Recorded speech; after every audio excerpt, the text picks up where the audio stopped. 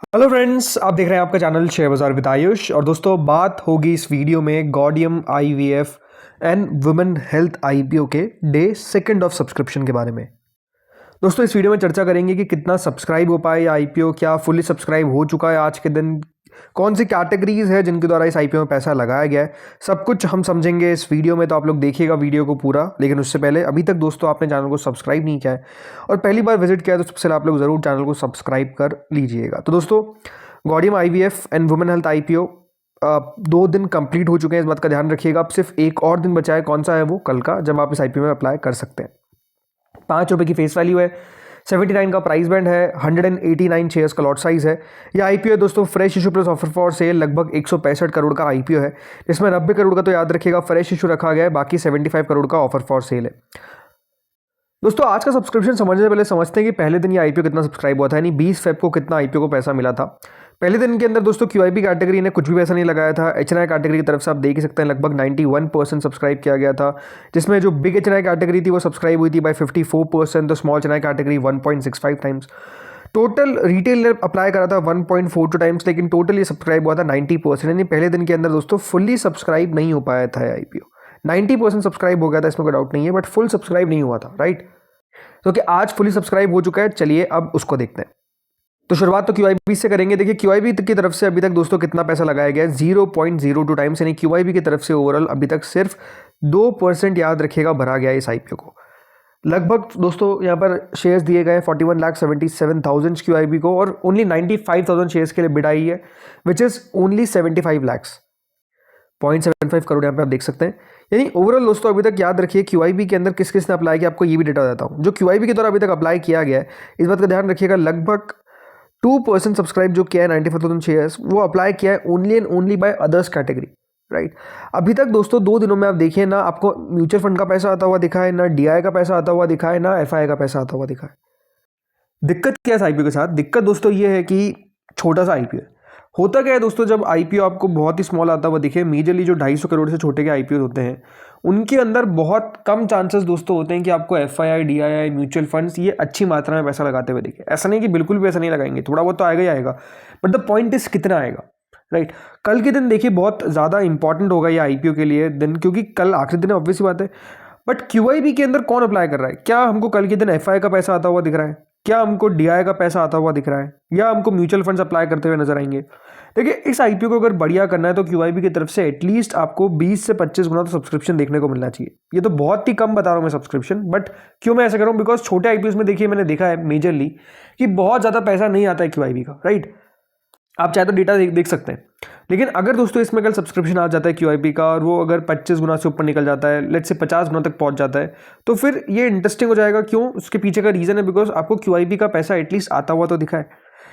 अब आते हैं एचएनआई कैटेगरी पे। एचएनआई कैटेगरी दोस्तों दूसरा दिन था, और एचएनआई कैटेगरी आज 4.62 टाइम सब्सक्राइब हो चुकी है। लगभग दोस्तों हमको एचएनआई की तरफ से 114 करोड़ रुपीस इस आईपीओ में लगाते हुए देखने को मिल गए विद इन 2 डेज।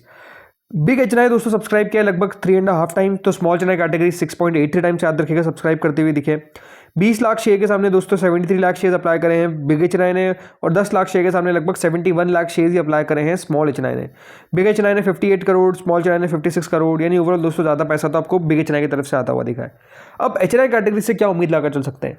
देखिए, अगर कल 50-60 गुना क्यूआईबी ने इस आईपीओ को सब्सक्राइब कर दिया, तो आप एचएनआई का देखेंगे सब्सक्रिप्शन ऑलमोस्ट 40, 50, इवन 60 टाइम्स भी, कोई बड़ी बात नहीं है।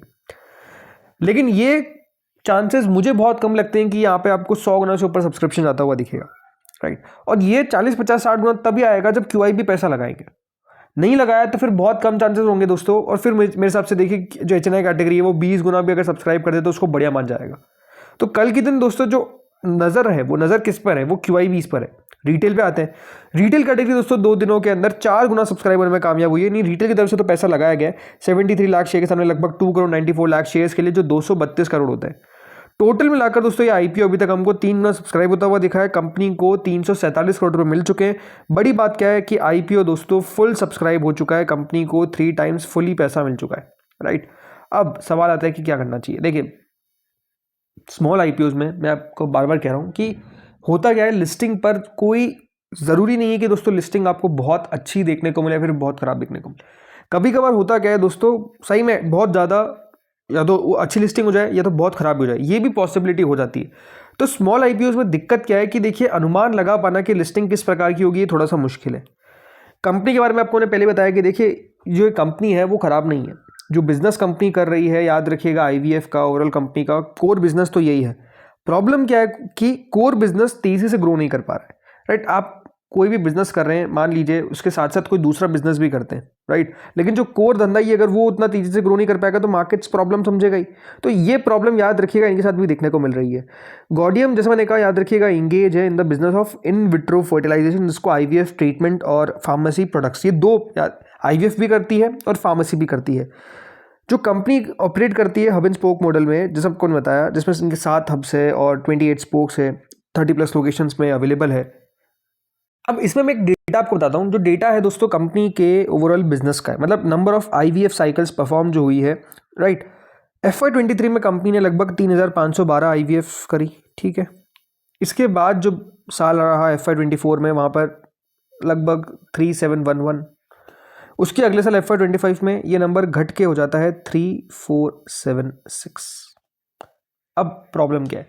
प्रॉब्लम ये है कि दोस्तों ग्रोथ जो है वो अब ओवरऑल देखेंगे तो मिसिंग है, ग्रोथ आ ही नहीं रही है। अभी फर्स्ट हाफ में कंपनी लगभग 1824 ओवरऑल आईवीएफ साइकिल परफॉर्म किए। तो प्रॉब्लम क्या है कि वो जो वॉल्यूम ग्रोथ आनी चाहिए या फिर जो CAGR है वो अपने आप में बहुत लो है। एवरेज रियलाइजेशन एक और बड़ी दिक्कत, जो इनका एवरेज रियलाइजेशन पर पेशेंट है ये FY23 में 3.44 लाख हुआ करता था, FY25 में सिर्फ 3.55 लाख तक पहुंचा है। FY24 में तो 1.89 लाख तक पहुंच गया था। हो सकता है देखिए वहाँ पर बिजनेस थोड़ा सा कम हुआ, बट यहाँ पर भी जैसे मैं कह रहा हूँ ग्रोथ नहीं है। सिग्निफिकेंट रिस्क क्या है दोस्तों, इनके जो कंटेंजेंट लाइबिलिटीज़ है वो भी अपने आप में बहुत प्रॉब्लम है। एक IT डिपार्टमेंट ने याद रखिएगा एक असेसमेंट ऑर्डर इशू किया था ऑन March 31, 2024, जिसमें बताया गया था कि कंपनी ने यहाँ पर अपनी जो इनकम है उसको डिस्क्लोज नहीं किया। लगभग 25 करोड़ के आसपास की इनकम थी वो, और IT डिपार्टमेंट ने एक सर्वे भी इनके प्रेमाइसिस पे कंडक्ट किया था, और ओवरऑल वहाँ पे बताया गया कि अनअकाउंटेड कैश रिसीट्स मिली है of 74 surrogacy patients, unrecorded cash collection मिलता हुआ नजर आया, और इसीलिए फिर सामने क्या हुआ, एक डिमांड ऑर्डर आता हुआ नजर आ गया। जो करंट आउटस्टैंडिंग डिमांड है वो लगभग 37 करोड़ रुपए। तो ये एक बड़ा दिक्कत दोस्तों हो सकता है कि अगर दोस्तों कंपनी को डिमांड देनी पड़ जाती है, तो ये सारी चीज़ें जो है दोस्तों लगता है कि नेगेटिव नज़र आती है कंपनी के लिहाज से। बाकी लिस्टिंग पर इसका फ़र्क कितना पड़ेगा वो तो डिपेंड सीधा करेगा कि भैया सब्सक्रिप्शन कितना आ रहा है। ये बातें क्यों बता रहा हूँ ताकि आपको पता होना चाहिए, राइट। अब आ जाइए GMP पे। GMP दोस्तों पहुँच चुकी है 5 रुपये। मतलब GMP आप कह सकते हैं कुछ खास नहीं है, मात्र 6% के आसपास है। कल तक 10% थी, उससे पहले 15-16% थी, राइट। ग्रे मार्केट तो टिक नहीं पा रही। तो कल के दिन इसलिए अभी तक अगर आपने अप्लाई नहीं किया तो बिल्कुल वेट एंड वॉच करिए। कल याद रखिएगा हम 3:30 पे एक वीडियो आएगा, और वो वीडियो दोस्तों रहेगा फाइनल डिसीजन का। 3:30 या फिर 2:30 से 3:30 के बीच हमेशा हमारा वीडियो आता है। वो वीडियो में हम आपको फाइनल डिसीजन बता देंगे क्या करना है। क्यों ऐसा मैं कह रहा हूँ, रीजन बीइंग सब्सक्रिप्शन कितना आ रहा है QIB का, तो वो अपडेटेड सब्सक्रिप्शन के साथ आपको मैं वीडियो बनाकर बता दूंगा ताकि आपको पता चल सके कि करना क्या है। तो दोस्तों इस वीडियो में तो इतना ही था। होपफुली आपको वीडियो बढ़िया लगा होगा। अगर अच्छा लगा तो लाइक कर देना, चैनल से पहली बार जुड़े सब्सक्राइब कर देना। Thank you friends for watching this video.